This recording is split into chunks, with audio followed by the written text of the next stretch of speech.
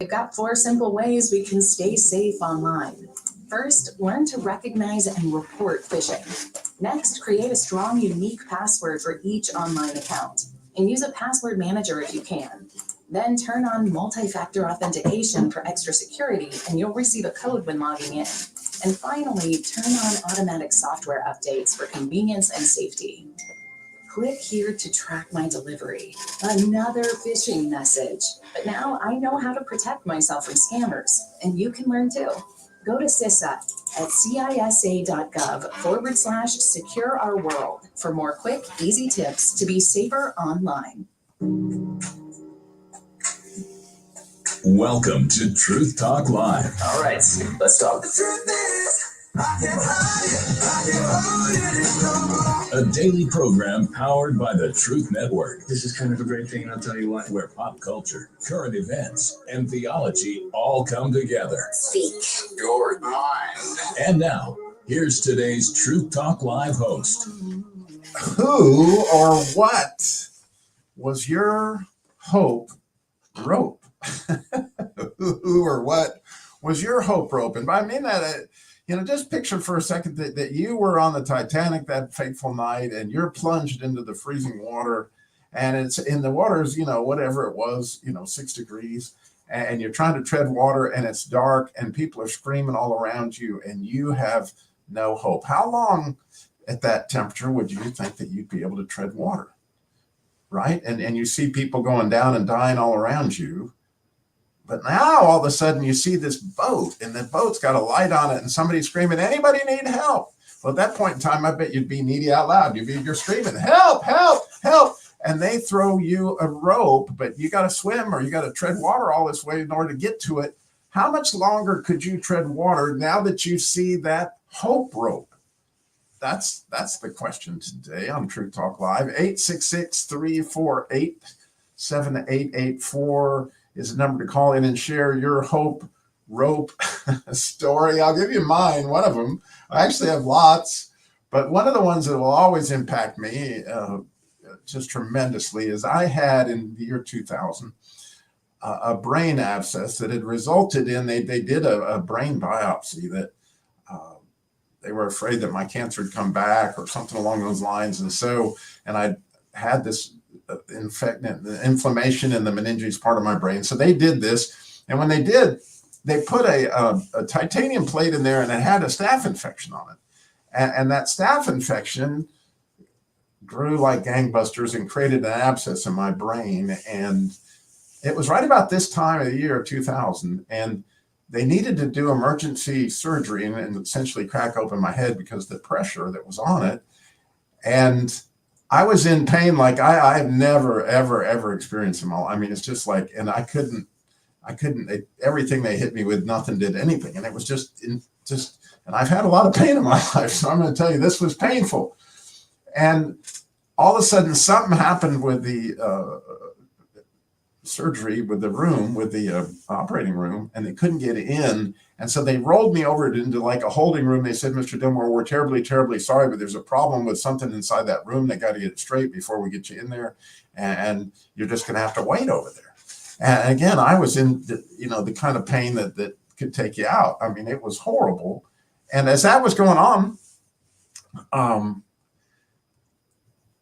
you can imagine I didn't want to hear a sound. I didn't want to see anybody. I didn't want to hear any light. I just had this unbelievable pain in my head. And I heard Ramona Seacrest came in. Ramona was in my Sunday school class, and I knew who she was. And she said, Robbie, it's Ramona. And that's all she had to say to tell me that. And then she took hold of my hand. And I knew, I mean, I will never, ever forget at that moment, right, that this was from God. It was, clearly he had sent Ramona so that I could tread water, just that few more moments that it would take for me to get in other words, I just knew this was God. And Robbie, hold on, I'm with you. I'm right here with you. And it was a moment, right, that God had sent her to be my hope rope. And there was this phenomenal study done by Dr. Kurt Richter in 1957. And there's a lot of urban legend about this story, so I decided to read it on myself because it has to do with these lab rats and them swimming in the water. As I promised my producer, Nick, that we would talk about rats. And so the hope rope idea is it involves rats. So I want to read to you at the beginning of the paper that he wrote on this whole idea. And what the paper was entitled is on the phenomenon of sudden death in animals and man. And here it says, voodoo death, that is in the title of a paper published in 1942 by Walter Cannon, contains many instances of mysterious, sudden, apparent psychogenic death from all parts of the world. A Brazilian Indian condemned by and sentenced by a so-called medicine man is helpless against his own emotional response to this pronouncement and dies within 24 hours. In Africa, a young man unknowingly eats the invariably banned wild hen, and on discovery of his crime, he trembles and is overcome by fear and dies in 24 hours. In New Zealand, a Maori woman eats fruit that she only later learns has come from a tabooed place. Her chief has been profaned. By noon of the next day, she is dead. In Australia, a witch doctor points a bone at a man, and believing that nothing can save him, the man rapidly sinks in spirits and prepares to die. He is saved only at the last moment when the witch doctor is forced to unbone him, whatever that means, to do that. And so this research led Dr. Richter to study these rats to see what would be the effect on, because he was dealing with lab rats in his regular, and he would find that if you would catch these wild rats, which is what he was using, and he put them through this little black hole kind of thing in order to catch them. If they held him too long, the rats would die. Or if they put him in the water that he really wanted to test him with, he'd put him in this water, and within 15 minutes, they would succumb and die. And so he began to think that maybe the reason this was happening is the rats thought that there was no way out. And what he discovered was by training these rats, in other words, don't hold them too long before you let them go, and then hold them again and then let them go. So they realize just because they're being held, they're not going to continue to be held, and they lose hope. And they quit dying. And then the ones that spent 15 minutes in the water and they would succumb, he found that by rescuing them out of the water before they drowned at like 12 or 13 minutes and drying them off and giving them a little rat pep talk, I'm pretty sure that's how it went, Nick. He's like, you can do it. He put it back in the water, and next time they go like 45 minutes. And the next thing you know, he got these rats, after he trained them, Nick, would you believe, 60 hours those little guys could tread water if they had hope. 60 hours if they had hope that they could be rescued. You see what the difference is between hope and no hope. So the question, what is your hope rope, or who might have been that for you in your life? I would love to hear your story. 866-348-7884, 866-34-TRUTH. We got Glenn and Busman, all these folks. We need you. 866-348-7884. We'll be right back with a whole lot more Truth Talk Live. Truth Talk Live. Are you excited about being a new grandmother? Of course I am. A little intimidated too. Why? Taking care of a baby today is so different than when I had you. But Mom, you did great with me. Thanks, son. But I put you on your stomach to sleep. Right. But now we know that babies should always be placed on their backs to sleep for naps and at night to reduce the risk of sudden infant death syndrome, or SIDS. You also slept with blankets and toys in your crib. True. But now we know to keep everything out of the crib except for my sweet baby girl. No blankets, pillows, or other soft or loose items. Daddy's going to teach Nana all the ways to keep you safe while you sleep. Yes, he is. Yes, he is. For more tips on safe sleep for babies, visit safetosleep.nicchd.nih.gov. That's safetosleep.nicchd.nih.gov. Sponsored by the Eunice Kennedy Shriver National Institute of Child Health and Human Development. Thank God for AM radio. True commentary with Stu Epperson, author of the book Last Words of Jesus. Thousands of souls have been impacted by AM radio. It's a huge outlet for the gospel. It's free, and people depend on it for information, for emergency services. This soul right here has been changed by AM radio and the messages of Christ that have come through impacted me even as a young man. But forces in Washington, D.C. and around the country are trying to get rid of it. They're trying to pull AM out of the dashboard. And of course, what's next after that? Certainly they will likely come after FM because they want to control that dashboard and ultimately want to charge you and be in control with the power of high tech and other things. What can you do? Call your congressman, call your senator, stand up and tell them to keep AM in the dashboard so the gospel can continue to go out and make a difference. Thank God for AM radio. True Commentary with Stu Epperson, author of the book Last Words of Jesus. Available now in bookstores. Learn more at lastwordsofjesus.com. A Love Language Minute. Here's Dr. Gary Chapman on the importance of prayer in building relationships. Building Christian relationships requires time. This morning, I woke up at 5:30. Now, folks, I'm going to be honest with you. I've not been getting up at 5:30 this week. Now, I have learned that when you wake up and you can't go back to sleep, most of the time, God wants you to pray. And so I prayed. I had a good prayer time this morning. I prayed for my daughter and all the things I know about her. I prayed for my son and all the things I know about him. Prayed for my wife and all the things I know about her. Prayed for my pastor and all the things I know about him. Right on down the line. I had a good prayer time this morning. If you're going to build family relationships, you will have to invest some time praying for the people in your family. Dr. Gary Chapman is the author of the 5 Love Languages. For more resources, go to startmarriageright.com. This is Anne Graham Lotz with Daily Light for Daily Living.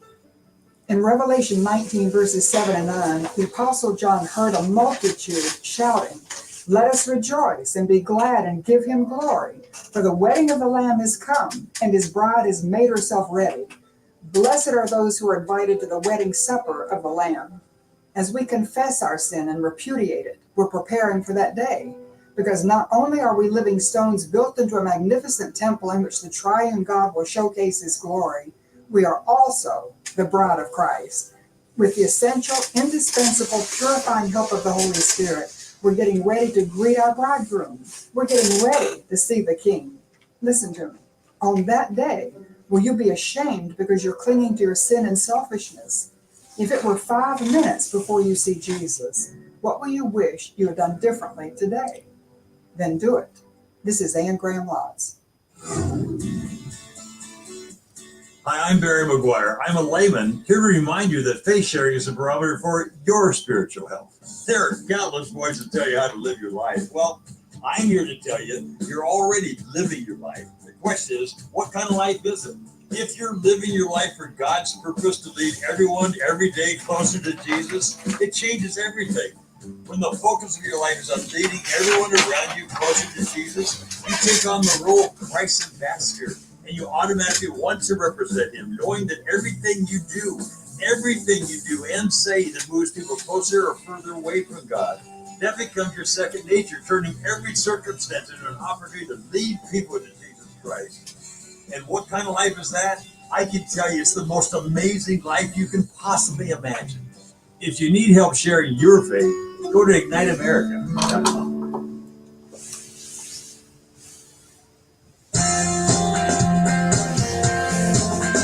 Welcome back to Truth Talk Live today. Who or what was your hope rope? And we got Glenn is in Dayton, Ohio. He's called in at 866-348-7884, 866-34-TRUTH. We'd love to hear your story. Glenn's got a testimony for us. Glenn, you're on Truth Talk Live. Good afternoon. Brother Robbie, have you ever heard of anybody being saved twice? Well, I'm dying to hear the story. I know that. I don't know that I have. I was too. I have run the Wright-Patterson half marathon in Dayton, Ohio 4 times prior. And almost exactly 3 years ago, I was at the local gym and I was training for that marathon. I was running a 5K every single morning, 7 days a week, twice a day. So I was doing it in the morning and then in the afternoon, usually before work and after work. And then I would run a half marathon once a week. And I was working on my interval times to get at more competitive, as I just had missed the previous year of getting the free New York or Boston qualifier. So I was in the best physical shape of my life, had a nice six-pack going, ripped body. I was on the treadmill, came off the treadmill, felt totally fine, drank a bottle of water, felt sick to my stomach. I was like, oh man, I don't feel good. And I leaned up against a little alcove right there by the water fountain. And the next thing I knew, there were people all around me. I had passed out, had a cardiac arrest on my feet, busted my head open. There was a lady that was another patron at the gym. She had just graduated from a local college nursing program 3 days prior. She ended up using a defibrillator. Now this group of gyms, this family owned 17 of these gyms. That was the only one that had a defibrillator on site. They spent a bunch of money now and they all have defibrillators. There was a whole lot that day that the good Lord blessed to line up. And a lot of people say, wow, you're awful lucky. And I said, no, luck is very random, actually. It's like hitting the lottery. It's 1 in a trillion chances.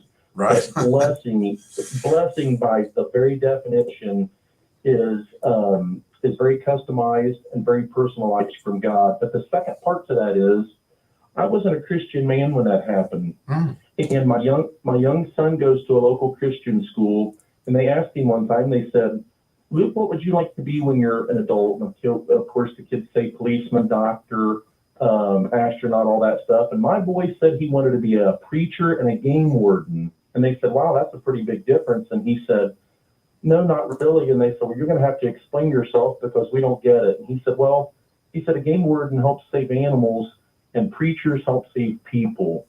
And I took him out fishing one night and he was very chatty. And I said, Luke, just be quiet. I said, because the more you talk, son, your voice and the vibration over top of the water seems to be spooking the fish, because the more you're talking, the fishing is getting slower. Now, it was probably pushing about midnight, and talking, driving me nuts. And I was doing my best to be patient and understanding. But again, I had this cardiac arrest. I was still not a Christian man. That was still not enough. I was almost begging my son, be quiet, enjoy the time, enjoy this process. My boy says, Dad, I got one more thing I need to ask you. He said, we've been studying at the Christian school, and he said, have you ever asked Jesus Christ to come into your life? It convicted me nearly clear out of my boots. He went stone cold silent after he had just piled the coals of conviction, just heaped them on my head. I would have given anything for the kid to keep talking so that we could have discussed anything else. Nope, he asked that one question, and it heaped the conviction on me so heavily for about 8 or 9 months. And I finally said yes and became baptized. But there was so much about the cardiac arrest. It was so close. In fact, when I went back to thank everyone that had helped rescue me and kind of save me in that instance, a local police officer in our town, he wouldn't even shake hands with me. He said, sir, he said, you're very lucky they were doing the laundry. He said, because I had asked for a white towel to cover you up. And he said, if I would have covered you up, legally, they can't do any more resuscitation. Wow. So the good Lord has blessed me over and over and over and over again when I certainly didn't deserve it. And even the cardiac, it's so scary to think about how many other folks are doing this nowadays. That was not enough to make me wake up and realize my dad was a Baptist preacher my whole life. I've always heard the word of God. And it's just one of those things where I thought, someday. Well, I can tell you I was in the best physical shape of my life, never expecting for a second. I didn't have a heart attack. They said that my enzyme levels were low. I didn't have any blockages. And they said, that's actually the scarier part, sir. They said, the cardiologist said, you're a total puzzle. He said, I've had about 3 or 4 cases in my 40-year career to where we have no reason why you had this strange arrhythmia that follows the cardiac arrest. So I have a pacemaker defibrillator implant now. but I was in the best shape of my life. I was the most desperate, lifeless I have ever been. All these strangers were working to save me, and it still didn't wake me up. And when my boy asked me that magic question, when he did, I think about how heartbreaking it is, people that have abortion and give up their children. And oh, Lord have mercy, I'm so thankful to the good Lord above. I was scared to be a dad the first time. He's the only kid that I have. And I thought, man, I hope I'm good enough. I hope that I can do the right things. I hope I can be patient and understanding and kind and loving enough. And Lord, I love to be outside. If you could just bless me with a young man that I can have things in common with, that I can get outside and do that hunting and fishing and shooting and things I love, Lord, I will be so blessed. And I told my son, I said, I don't know if preachers count the folks that they bring in to salvation, but if you ever become a preacher, Luke, I hope you count me as your number one. I'm so thankful for that young man. Oh, yeah. And it kills me to think about people that have abortions and turn their kids away. And we never know what folks miss, or maybe a moment like that. But I will never in my lifetime forget. He was talkative, and I couldn't get him to quit. And then all of a sudden he said, Dad, I got one more thing that I need to ask you. And I said, what, Luke? What could it possibly be? What? Okay, I'm sorry, son, but ask me your question and let's be done. And he asked me that and went stone cold silent. And it just convicted me nearly clear out of my boots. I would have given anything if he'd have kept talking, just so we could have got off that subject. And the longer we sat there, the longer I had to deal with that question and the huge amount of conviction. Right. That And the amazing thing about it to me, Glenn, is I've heard the story now that, I probably trained, I don't know how many, I probably at least 1,000 car salesmen over my career. And getting people to be quiet after they ask a question is one of the most difficult things you can possibly do, because salesmen naturally talk. But that's a miracle that he stopped right there. And I'm very blessed. So we got to go to a break. I'm so sorry, but what a story, man. You blessed me out of my socks. We need your story. 866-348-7884. Call us in with yours. We'll be right back. Thank God for AM radio. True Commentary with Stu Epperson, author of the book, Last Words of Jesus. Thousands of souls have been impacted by AM radio. It's a huge outlet for the gospel. It's free, and people depend on it for information, for emergency services. This soul right here has been changed by AM radio and the messages of Christ that have come through impacted me even as a young man. But forces in Washington, D.C. and around the country are trying to get rid of it. They're trying to pull AM out of the dashboard. And, of course, what's next after that? Certainly they will likely come after FM, because they want to control that dashboard and ultimately want to charge you and be in control with the power of high tech and other things. What can you do? Call your congressman, call your senator, stand up and tell them to keep AM in the dashboard so the gospel can continue to go out and make a difference. Thank God for AM radio. True Commentary with Stu Epperson, author of the book, Last Words of Jesus. Available now in bookstores. Learn more at lastwordsofjesus.com. I spent a lot of time in the garage, but even more time in the rain and mud. In 95, I helped tow your moving trailer. In 09, it was sparks from me and chains dragging behind your truck that accidentally started a wildfire. Spark a change, not a wildfire. Visit SmokeyBear.com. Brought to you by the U.S. Forest Service, your state forester, and the Ad Council. Only you can prevent wildfires. If you love them enough to listen to them practice the same song on Tupac, please be done. Over and over and over and over and over. Then surely you'll check NHTSA.gov/the right seat to make sure they're correctly buckled in the back seat. Sounds good, honey. Check today at NHTSA.gov/the right seat. Brought to you by the National Highway Traffic Safety Administration and the Ad Council. The Truth Network. Another reason to listen. It always uplifts you. It just takes you to another level. Thanks for listening to The Truth Network. Here's Dr. Charles Taylor, keeping believers in touch with God. How do we respond to disappointment? Do we allow Satan to point his ugly long finger to us and say, "You're not worth anything"? God doesn't really love you. If God loved you, he wouldn't treat you the way he does. And I've heard people who've been saved for years, when great disappointment comes, wring their hands and almost curse God and have to be honest and say, "I'm angry with God. I'm bitter toward God. Look what God has done in my life." When what God did was an act of loving preservation to save you from ruining and wrecking your life in the future. Friend, God knows exactly what it takes to get our attention. And disappointment is a very effective way of causing us to back off and cry out, my God, what are you saying?" Listen, the wise response is an immediate saying, "Lord, what are you saying to me?" For help and hope from God's Word, visit In Touch with Dr. Charles Stanley at intouch.org. There's an old gospel song that says, "I wandered far away from home. Lord, I am coming home." Hello, this is Chuck Swindoll.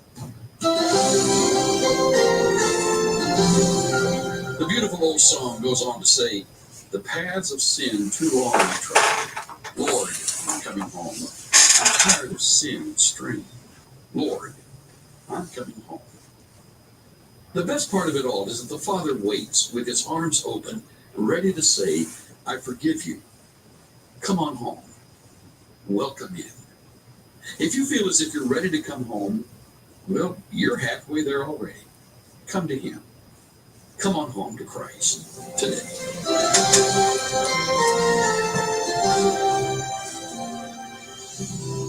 Pastor and teacher Chuck Swindoll. Visit Insight for Living's website at insight.org.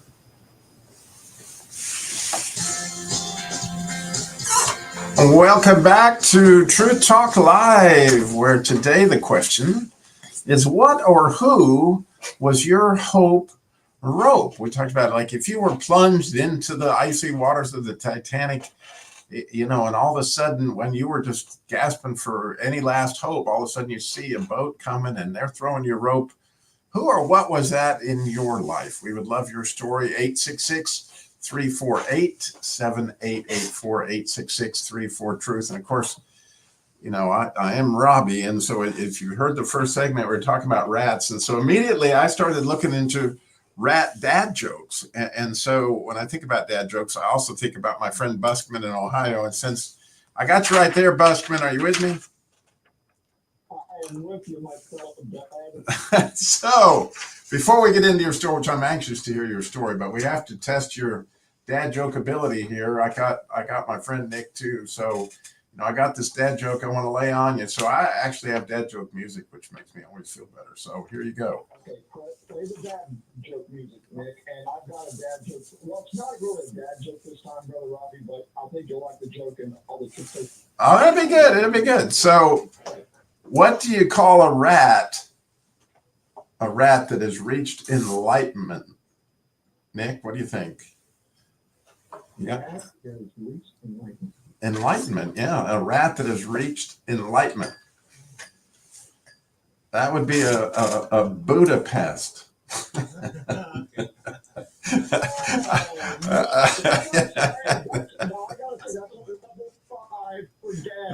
Yeah, there you go. You can do better than that. Oh, I have more. All right. Since you ask, right? Why are rat family portraits always so scattered? How about that one, Nick? Rat family portraits, I don't know how many you've seen, but they're always scattered. Do you know why? Oh, I've got many of those rat families around. I'm going to let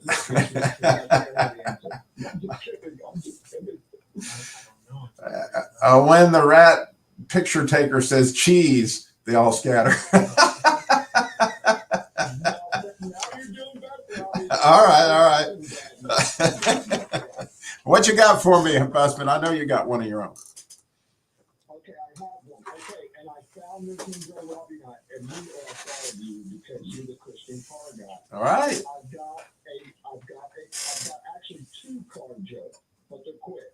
All right. I've got a wonderful story, and I got to say for Glenn, I'm just down the road from where that marathon takes off. That's one for story. It is. Psalm 8, Brother Glenn. Read Psalm 8 out there in Ohio.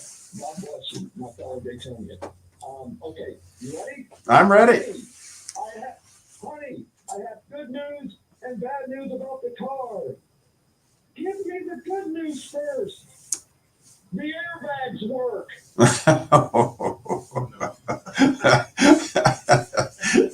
Oh, yeah. There you go. Here's my second one. Hey, busman, I'm sorry. I couldn't fix the busmobile. With the brakes? Oh, yeah? Why not? Were they messed up really that far? Well, they were beyond my pay scale, but don't worry, busman. Your horn is louder. All right, since you're talking car ones, I have one for you today too. Even without the music, I can do it. So, how do you know when you're a bad driver? Do you have any idea how you know when you're a bad driver, Nick? Red lights in my rearview mirror. Now that's one thing. Or Siri could say, in 400 feet, please pull over and let me out.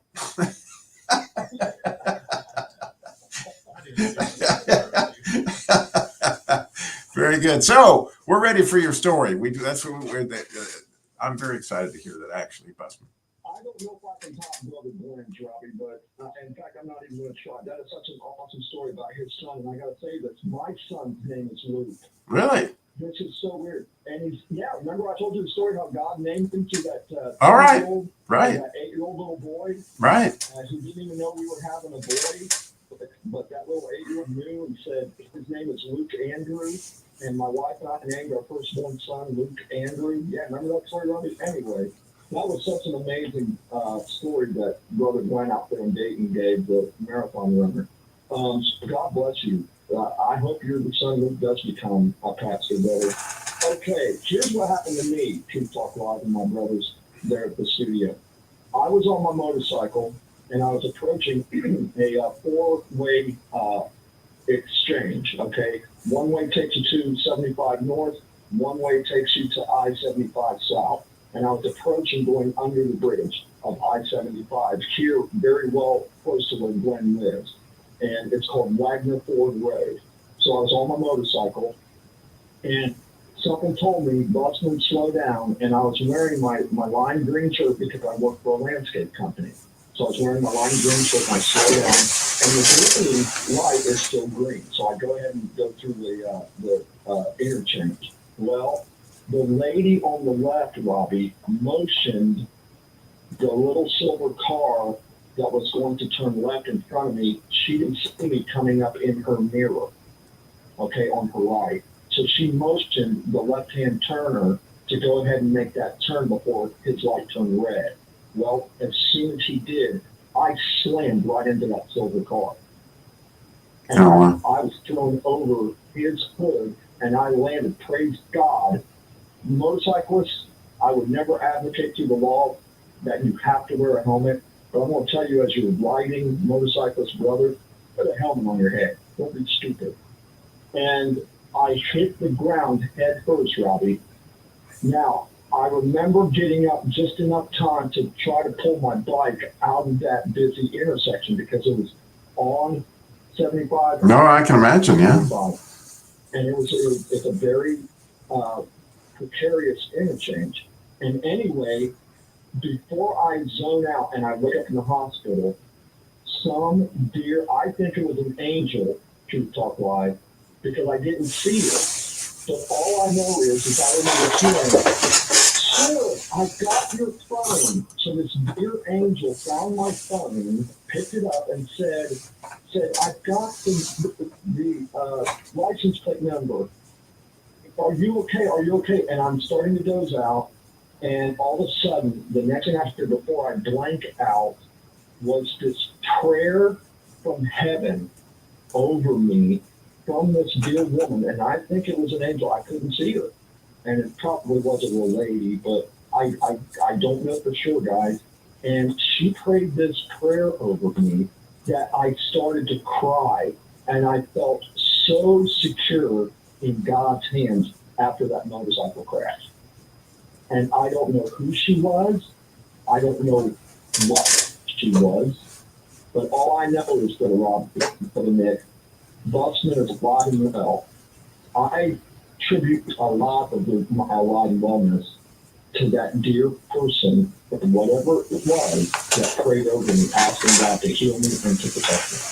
Oh, you know, Busman, I'm trying to think of the man's last name. I know his first name is Bruce. And he was working on a truck, and the truck fell off the jack, and literally his ministry is called Sweetbread Ministries because he was crushed right below his rib cage, completely, you know, flattening him as flat as a pancake. And the way he describes his hope rope was the same kind of thing. There was a lady who was driving by, literally a brand new Christian. And since he was kind of an out of body, what he experienced, you know, was because he was in so much pain, he kind of came out of his body and he was sitting there looking over himself dying. And when this lady came to pray, he felt God take him back into his body. Wow.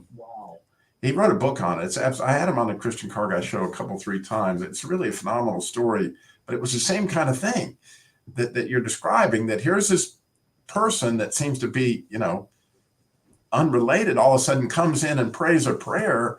And that ends up being the hope rope in so many different ways, because, you know, that's where our hope has stayed, right?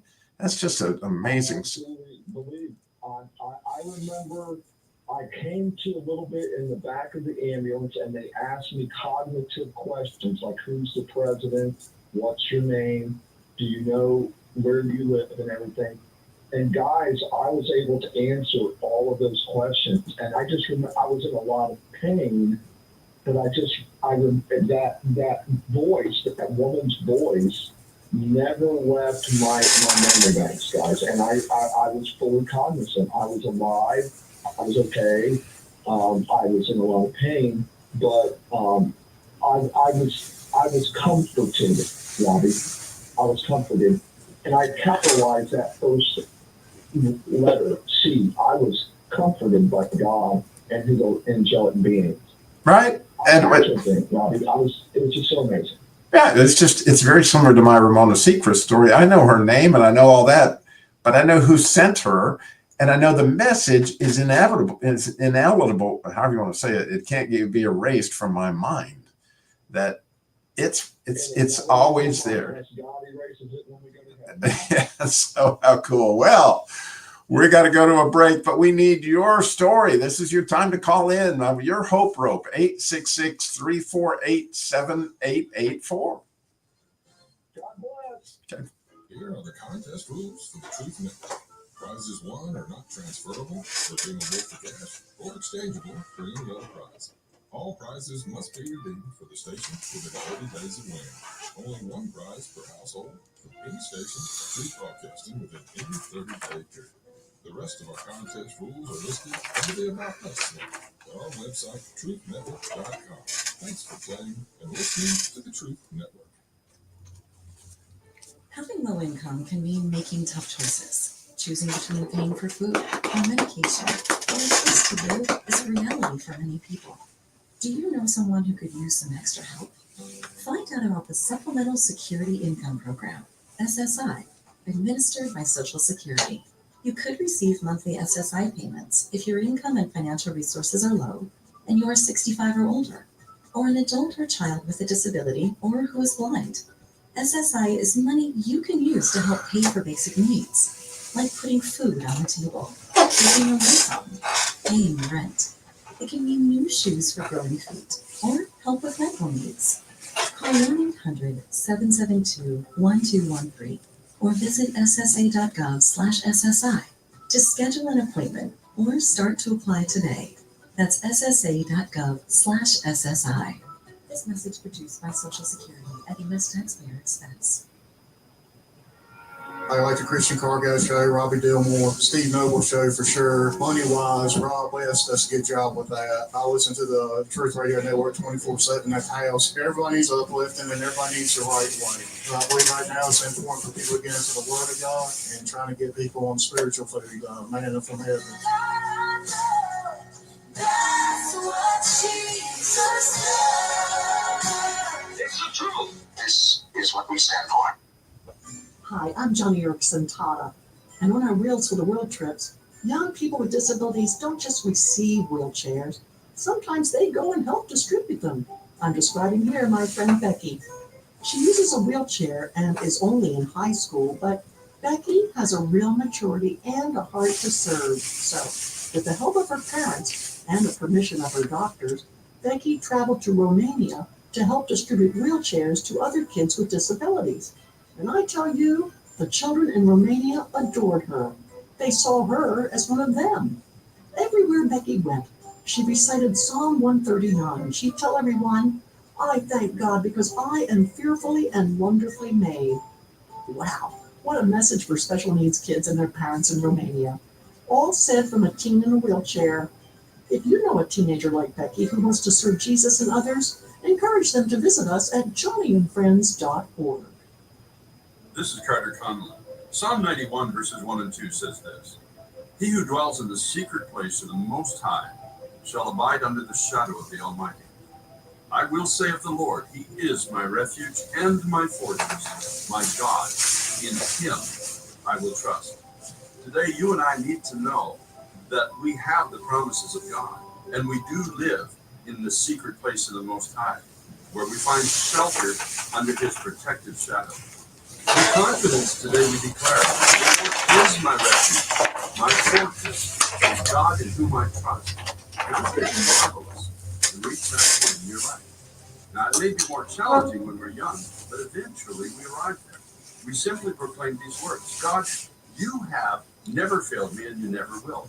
You've proven to be faithful, and you are steadfastly there. Let's continue to trust in God. Talk to Him about it today. It's time to pray.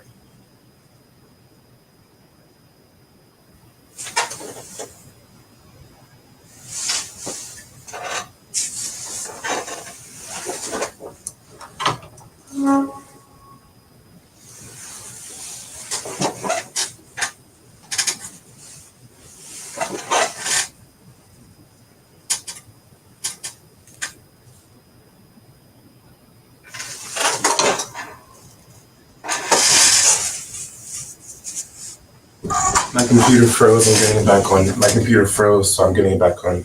Okay.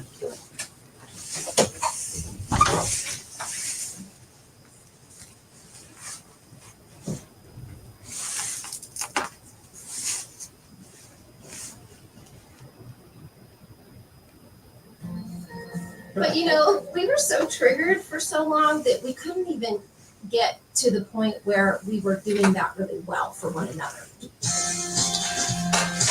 Oh, welcome back to Truth Talk Live.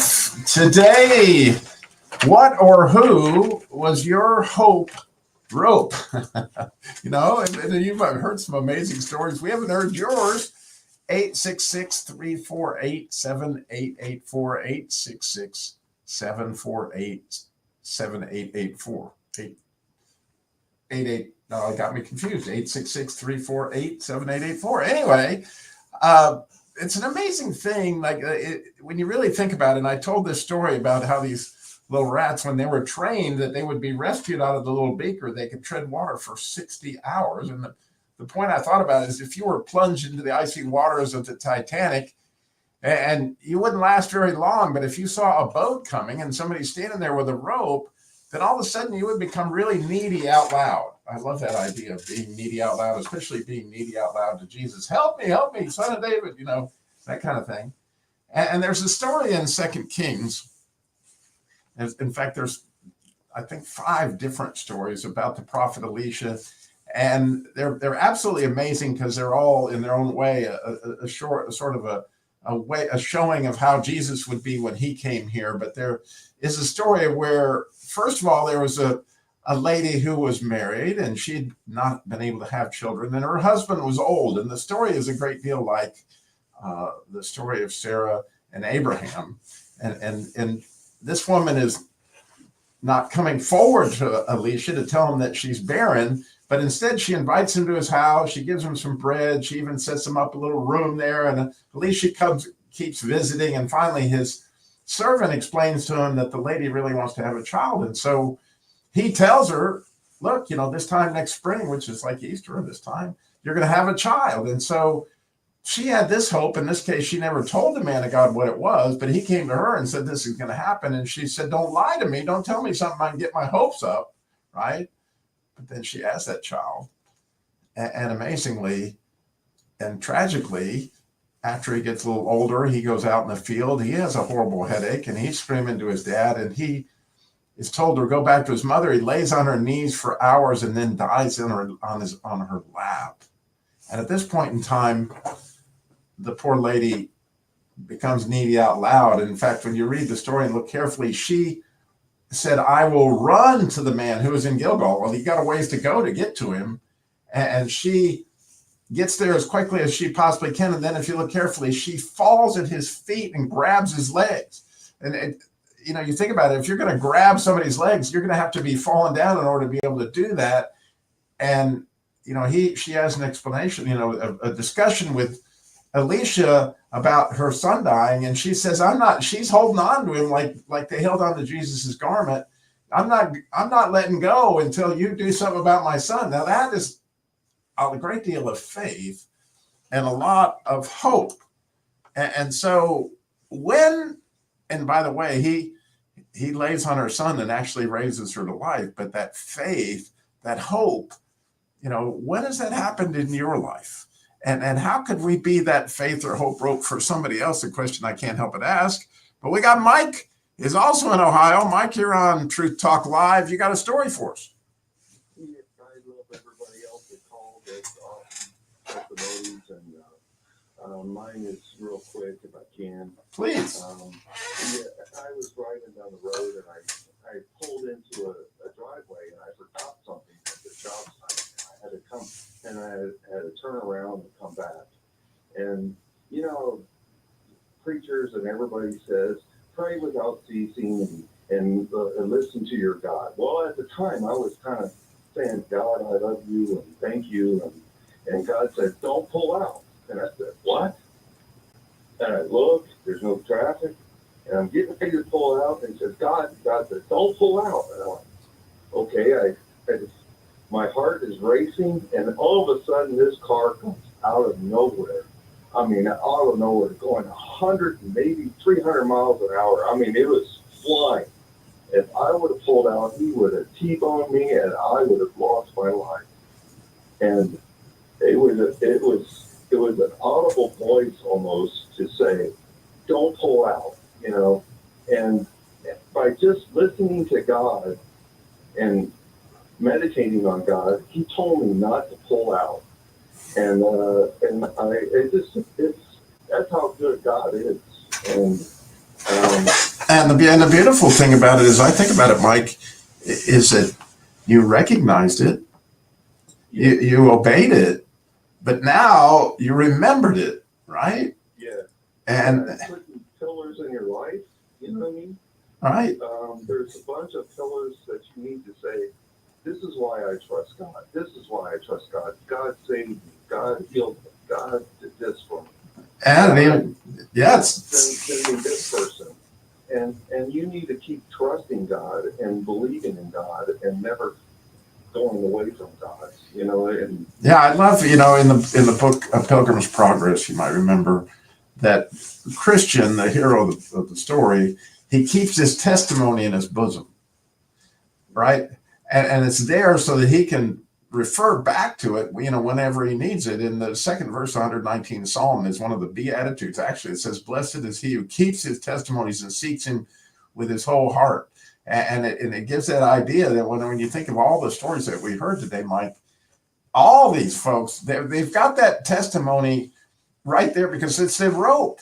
It's just like the little guys that are floating in the beaker have learned that they can be a chance of being saved. And what an amazing thing. We not only are saved like you described, and I described, but even more importantly, what Glenn described is being saved in order to spend eternity, right? Enjoying all that we have. So, thank you. So, over my life, there's been many pillars in my life that I could say that, God let me into his life and, saved me. And, and we need to keep reminding ourselves of these pillars, and we thank you for doing that. Oh, I am always blessed, and we got enough time maybe for one more person to call in, because again, your story, just like Mike's, could really encourage somebody. Thank you, Mike, so much for calling in. God bless you. So, yeah, 866, the number to call. Just pick up your phone, pretty easy. 866-348-7884. You know, who was your hope roper? When, you know, did somebody do that in your life? And it's just more than an honor, right? That you know, may be that person for somebody else when all of a sudden, you know, they're in desperate need, and you throw up that prayer, and you're in that constant communication with God, and you've got that opportunity.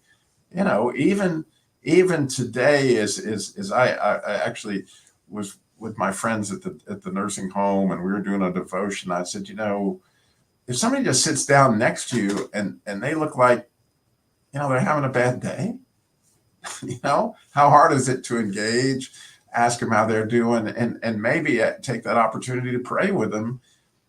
You know, sometimes it's just a little bit that makes all the difference in somebody else's life. And we can all, right? And someday they may come back to you and say, man, you'll never believe, you know, how much that encouraged me, or whatever the situation may be. There's opportunities showing up all the time to be somebody else's hope rope, because, you know, I'm sure you do, all the people that sat down next to you when you were sitting there eating by yourself, or, you know, it came up to you in class when nobody else would talk to you, or, you know the situation when that happened, and all of a sudden you started to feel a little bit better about yourself, and it gave you time in order to, you know, like our little friends in the beaker, you know, tread water just that little bit longer, right? Because we're all kind of sojourners here, and we're kind of all in the beaker treading water. We need somebody to holler out and say, hey, your rescuer is coming, because, you know, they're difficult things. And also, you know, when you think about those stories in 2 Kings chapter 4, and it's just one of my favorite chapters, really is, in the Bible. If you look at all of them, always the man of God supplies some need, but there's always leftovers. Just like Jesus had leftovers after he fed the 5,000, he had leftovers after he fed the 4,000.